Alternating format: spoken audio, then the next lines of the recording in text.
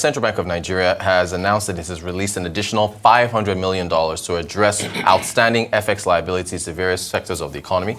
The announcement obviously targeted at arresting the continuing decline of the Naira at both the official and parallel market. However, it didn't mitigate the Naira's woes as it sustained its depreciation against the US dollar on the parallel market, which of course is racing towards 1,500, closing at about 1460. On the parallel market. On the NAFEM window, the autonomous foreign exchange market, it's fallen to 1,348 Naira per dollar as at Monday, even as, of course, that announcement was made. Over to oil and gas. The Dangote Refinery, we understand, is getting ready to import crude oil from the United States in the upcoming months. Going to be discussing that with Arise Business Analyst Chika Mbonu, who joins us this morning. Chika, good morning to you. Thank you. Morning, Rotus. How are you today? Fine, thank you, sir. Always big issues when you join us here. Dollar. Yes, again. As always. What do you make of this, the CBN's attempts? Well, we commend CBN for continually trying to clear the backlog at different times, which have been estimated cumulatively to be about $6 to $7 billion, depending on where you read.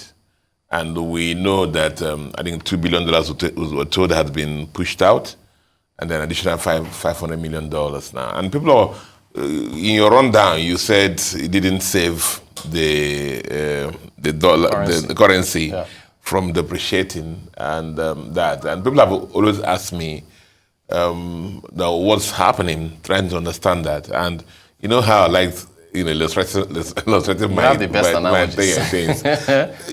Roaches, one time or the other, one of us, would have had a car that was overheating. Yes. It basically radiator is not working, and radiator water dries up in radiator. And if you take just a bottle of water, at that time I come in to put into the radiator, it will just suck it up, as if nothing happened. Excellent point. And if we even put another bottle, you suck it up, as if nothing happened. The only time your car will start noticing that something's happened is when you go and bring a big bucket of water and pour into the radiator. It will suck it up. Then you bring another bucket and pour it in. It will suck it up, and then maybe reach to the top and then sink, and then before you top it up. And so that analogy is I would draw it the parallel with what's happening in the FX. So we have about $6 to $7 billion of arrears of forwards, FX to be delivered, and CBN brings $2 billion, brings 500, brings 100, and those are like dropping a bottle of water into the radiator. Yeah. The radiator does not feel it. And is when the quantum of dollar that comes into the market, in buckets, in buckets, that's when the radiator, this time around, the FX market will, suck it in and feel the impact, and then top it up, and then stability, returns, and then you can start your car again and start driving it.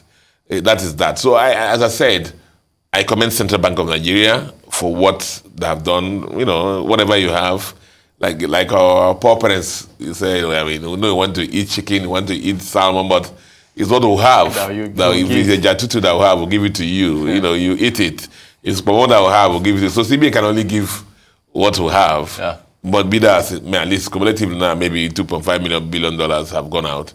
And slowly, before you know it, will clear out. But the impact, people are asking me why, as you mentioned, the market still depreciated.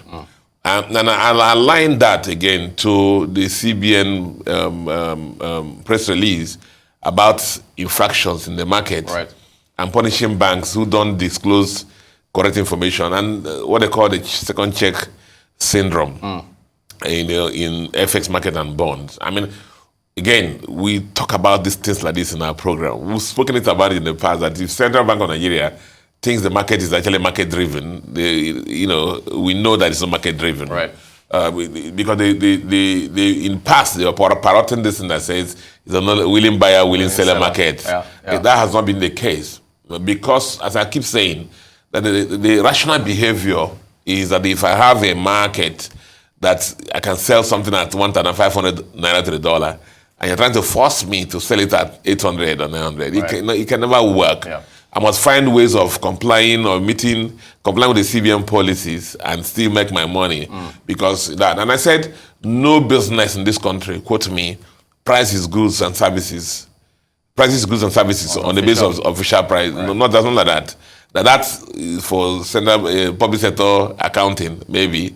But that, so it was not surprising, therefore, that, people who have foreign exchange to sell, but mandatorily must declare to central bank, will bring it to that market, agree the CBN rate, and then agree a second side check to make it up to the free market rate. Right. And that's what's happening. So, because in the past, let's say the truth, CBN has always told banks it cannot bid, even though it's a free market, it can't bid above this rate. And you must hold it below this rate. And that was what's happened in the past. And the new CBN came in and took over and started saying the same thing. So you've had that kind of scenario. But now they've told treasurers, bid the way you want to bid. Not surprising that you saw the market, official market at about almost 1,300, about 1,000, almost 1,400. Actually, some people actually bid 14,500, 14,500 naira. That's 1,450 naira. Wow. To the dollar. Chasing the free market rate of 1,500. But as I said, if you're trying to match this so-called CBN rate and the free market rate as it's called, it's going to be a mirage. Because the CBN rate is chasing the free market. The free market continues to run. Unless you have a supply plug at the end that makes sure that every demand of FX that you make is met. Yeah. So I said it in the past that that other market will only disappear when the reasons that give rise to it disappear. One of the reasons was the fact that some items were banned before. CBN has, unbanned them for 3 items. So that's helped. The next thing is what? Availability of foreign exchange. Once that is in place, then we are... Yeah, because there has been a time, 2016 and 2017, where the official market rate, the black market, the so-called black market rate, was actually lower than the official market rate. Because every FX that you demanded, you got. And we can still return back to that with all the basket of things the government is and CBN is doing, hopefully. What do you make of the Dangote Refinery getting crude? Well, I said it some time ago that, when people were saying that, remember, I think there were about 6 ship movements to arrive at the initial inventory level for Dangote Refinery to kick off. As a matter of fact, I was at the Lekki Free Zone on Thursday last week. Okay. And I was near the refinery. You could see the fire burning. See, once that fire starts burning, it shouldn't quench. Right. So there must be supply of crude so that production can kick off. Because a lot of machines there, we shut them down. It takes a lot to kickstart them. They must continue to run. That's the thing.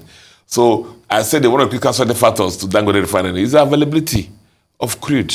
Right. And then with the epileptic supply in the Nigerian market, to one day we're 1.4 million barrels a day. The next time we're 1. We don't even know where we are, these days, and everybody has his own pipe. Yeah. Dangote, having started this, has to make sure, if I'm running the business, that I hedge my supply risk. And so wherever there's crude, luckily, they designed the refinery to be able to take any kind of crude from the world. American market is flourishing now, so they're closing deals from that area to make sure that production continues. So you can't blame them for that, And again, that ties into what I said in this program a long time ago. That the key raw material that coming on stream of Dangote Refinery, people should not expect that suddenly the price of petrol, PMS, will come down. Because now, if you're buying crude at international price from American refineries, who will subsidize it for you? Exactly. You have to sell it. You have to sell it. Yes. The same thing with the crude from Nigeria. So that's basically that. So the refinery has to run. There must be regularity of supply of crude. If the Nigerian IOCs and NMBs can guarantee that, they must find a way of elsewhere, and you can't blame them for that. All right, Business Analyst Chika Mbonu, foreign exchange, oil supplies. Thank you so much for your analysis. Thank you.